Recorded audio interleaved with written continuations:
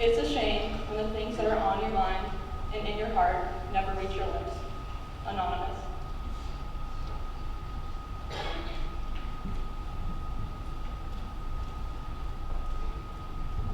Make sure to tell the people you love that you love them, loudly and often.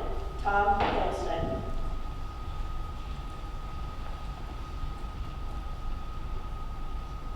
In the end, we only regret the chances we didn't take. Lewis Carroll.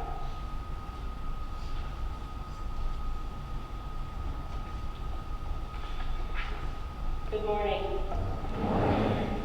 My name is Laura Velez, and I'm a sixth form boarder from Fairfield, Connecticut.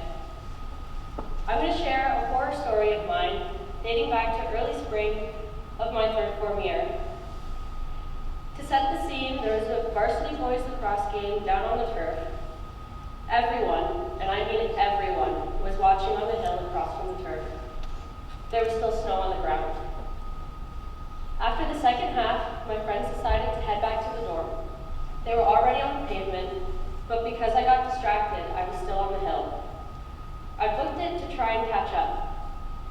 Any normal person, considering the slippery conditions, would have walked down the hill.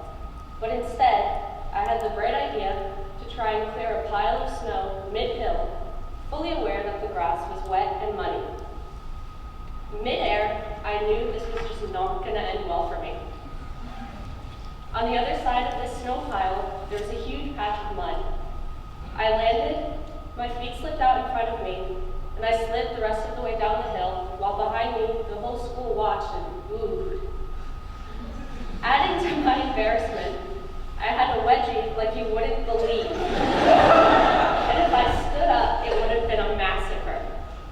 So all I could do was sit there in the mud, trying to figure out how not to flash everyone. Well, it seemed to me the whole Westminster student body was looking at me and laughing.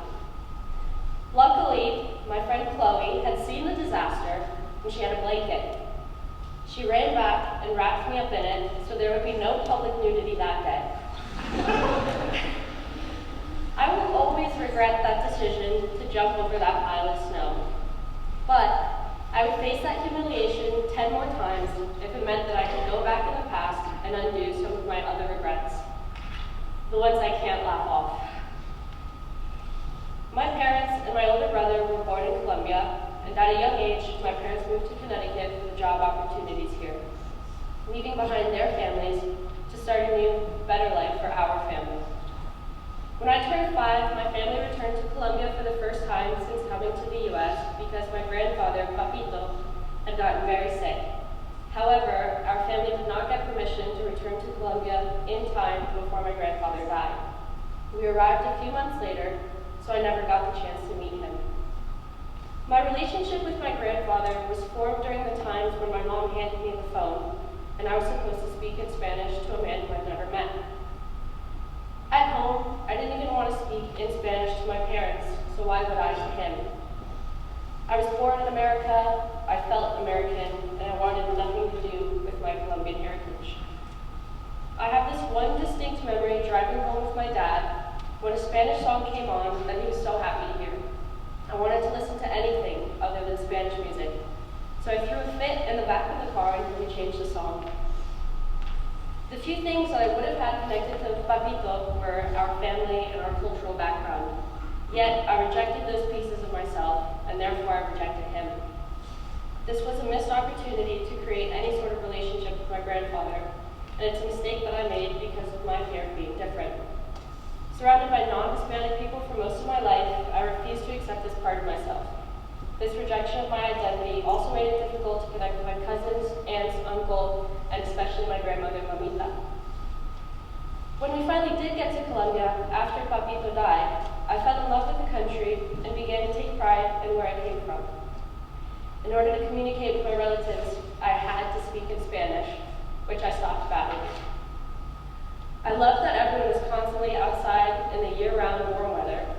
I discovered my favorite fruit, the granadilla, despite the fact it looks really unappetizing. Since our first trip, we've gone to Colombia in December every other year, so I've gotten to know my family members better. But Mamita was someone who I never took the time can get to know better. Looking back on the limited time I've spent in Colombia, I spent the majority of it with my cousins and the kids my age, assuming Mamita would always just be there. She was usually cooking or sitting out in the sun with her daughters, waving at the passerbys. She seemed to know everybody.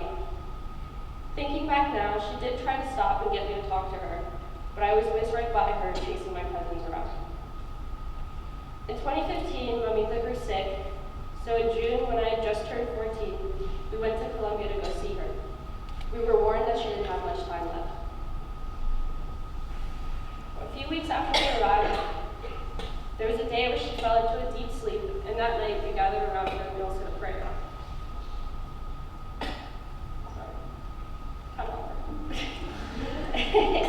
The next morning, when I woke up, my aunt walked into my room and asked me if I had got in to say good morning to Mamita, to which I asked, is she awake? My aunt told me no, so I brushed off her suggestion. What I didn't know was that last night would be the last time I ever saw her alive. About 10 minutes later, I heard crying again. Walked to her room, and I watched my mom and aunt at her side. Mamita had died in her sleep. Since that day, I've had two regrets. Not going into her room to wish my grandmother a good morning, and secondly, more importantly, not taking the time to tell her I loved her.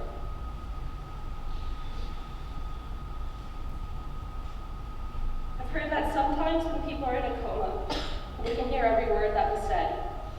Even if Mamita wasn't able to actually hear me, I will always wonder if there's a chance that she might have.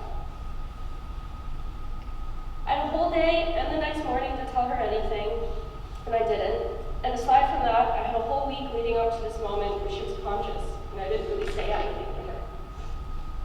We specifically went there to say goodbye to Mamita and tell her how much we cared about her, an opportunity that we didn't have with Papito, but I didn't take it. I often fail to realize that I don't have forever with the people that I love. And it's especially hard for me to know this because I've realized that I'm pretty independent and I'm not vocal about my feelings. I tend to keep things to myself, so my personality keeps me from doing what I want to do, which is to tell the people I care about that I care about them. I wish they'd just know what I was thinking at all times, because it'd be much easier for me if they could just read my mind, but that's not how this works. Since the exact second that Mamita died, I've been trying to learn how to be more willing to tell someone how much they matter to me.